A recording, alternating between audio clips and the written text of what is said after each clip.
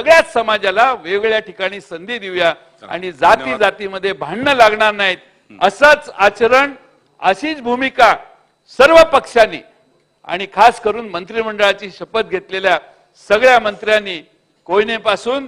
ते येवल्यापर्यंत सगळ्याच लोकांनी मर्यादा सांभाळून मतभेद होणार नाही त्याची भूमिका आपण बाळगतात. आपला फारच सौजन्याने आपलं सध्या चालू आहे, त्यामुळे मी तुम्हाला दोष देत नाही, पण एकच नाव घेतलं तर दुसरं नाव बिघडतं. त्यामुळं सगळ्यांनी सगळ्या एका विचाराने काम करावं आणि आपला हे सभागृहाचा निर्णय असेल, आम्ही दिलं तुम्ही दिलं हे जरा ह्याच्यातनं बाहेर पडू, जातीच्या पलीकडे जाऊन लोकांच्याकडे जाऊन मतं मागू, जातींचे मतं मिळवण्याचं